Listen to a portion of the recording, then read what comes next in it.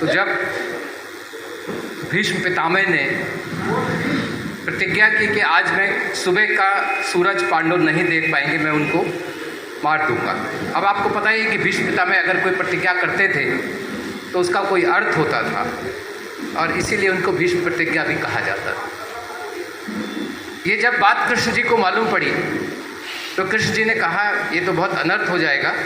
उन्होंने द्रौपदी को लिया अपने साथ में और बोले चलो हम भीष्म के कैंपस में चलेंगे। और जब वो वहाँ गए तो कृष्ण जी बाहर रुक गए और द्रौपदी को उन्होंने भीष्म के शिविर में भेजा। और जैसे शिविर में द्रौपदी गई, पितामह के चरण स्पर्श किए। चरण स्पर्श करते ही पितामह ने उनको वह सौभाग्यवती भव। अब जब उन्होंने सौभाग्यवती भव का आशीर्वाद दे दिया तो पांडवों को मारने का कोई प्रश्न ही नहीं पैदा होता था दोस्तों। तब उनको तुरंत याद आया कि ये काम केवल कृष्ण के अलावा और कोई नहीं कर सकता है। उन्होंने पूछा, द्रौपदी बंसी वाले भी हैं तुम्हारे साथ में? बोले हाँ बाहर हैं। पितामह बाहर आए और कृष्ण को बोले कि मेरी प्रतिज्ञा को काटने का अगर किसी में सामर्थ्य है तो वो केवल तुम में है। कहने का केवल अर्थ है कि द्रौपदी समय अपने बड़ों का सम्मान, उनको डेली प्रणाम करती, छोटों का सम्मान, बड़े को सम्मान, जो जिस सम्मान का अधिकारी है उसको अगर देते तो शायद महाभारत होने की नौबत ही नहीं आती थी। दोस्तों, प्रणाम जो है में परिणाम बदलने की शक्ति होती है। प्रणाम अनुशासन है, प्रणाम प्रेम है।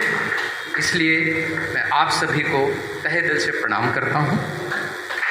स्मृत शेष श्री उपाध्याय जी को और श्री शर्मा जी को, यमदूत जी को, दोनों को मैं प्रणाम करता हूँ। और दोस्तों, और मुझे पता नहीं कि अध्यक्षीय भाषण में क्या क्या बोलना पड़ता है, but definitely I try to say something which has to be said actually. दोस्तों, हमारे वीर रस के जो कवि हैं, क्या हैं, अल्लड़ जी, बहुत बढ़िया Allad ji, I am really impressed with this thing. बहुत अच्छा, सब ने बहुत अच्छा कहा। और आपकी बात का समर्थन करते हुए मैं हास्य में दो चीज़ कहता हूँ आपको कि अभी हमारे एक मित्र हैं, बहुत बड़े कांग्रेस के नेता हैं, तो उनके घर पे गया था मैं।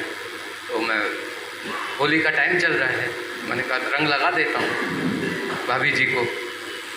भाभी जी बोली रंग लगाने के लिए भौजी भौजी, और जब वोट देने का नाम आएगा तो मोदी मोदी।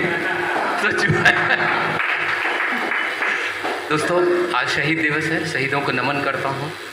और एक मेरी छोटी सी शहीदों पर, एक सिपाही पर एक कविता है, शायद आपने टीवी पर या रेडियो पर बहुत बार सुनी भी होगी, बट क्योंकि शहीद दिवस है तो मैं उसको आपको बताने से थोड़ा सा रोक नहीं पा रहा हूँ अपने आप को।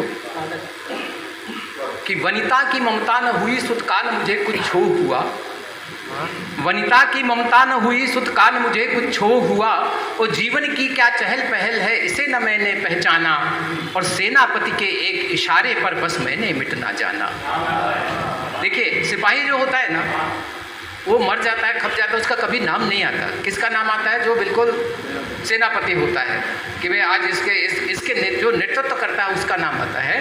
कि वनिता की ममता न हुई सुतकान मुझे कुछ छो हुआ, और जीवन की क्या चहल पहल है इसे न मैंने पहचाना, और जीवन की चहल पहल में इसे न मैंने पहचाना। वनिता की ममता हुई सुतकान मुझे कुछ छो हुआ, तो जीवन, I'm just trying to recollect it actually. Vanita की ममता न हुई सुतकान मुझे कुछ छो हुआ, जीवन की क्या चहल पहल है इसे न मैंने पहचाना, और सेनापति के एक इशारे पर बस मैंने मिटना जाना। और मसी की तो क्या बात, मसी बोलते हैं, इंक को बोलते हैं मसी, कि मस्की तो क्या बात गली की ठिकरी मुझे भुलाती है, और जीते जी लड़मरू मरे पर याद किसे फिर आती है, और इतिहासों में अमर रहूं ऐसी नहीं है मृत्यु मेरी, और जब विश्व छोड़ जब चला तो फिर लगती किसको भुलाते में देरी, विश्व छोड़ जब चला भुलाते लगती फिर किसको देरी। और मैं सबसे पहले तो ओझा जी को जैसा जो ओझा जी ने बताया, मेरे ओझा जी के केवल 2 बार की मुलाकात है और वो संयोग ऐसा है कि मैं एयरपोर्ट से बाहर निकलता था और ओझा जी मुझे लेके गए और दोनों बार मुझे घर पे छोड़ा। ये मेरी मुलाकात है। 1-2 बार मेरी उनसे कभी व्हाट्सएप पे या कुछ ऐसी बातचीत हुई होगी जी, फेसबुक पर। तो उन्होंने मुझे 5 से आज मेरे 2 प्रोग्राम थे, मैंने कहा नहीं, एक व्यक्ति जो इतनी तन्मयता से, जिनके पास में रिसोर्सेस नहीं है, आप ये बताइए, जो अर्थविहीन आदमी है, जिनके पास अर्थ नहीं है और इतना बड़ा आर्थिक जोखिम लगाए हुए सर,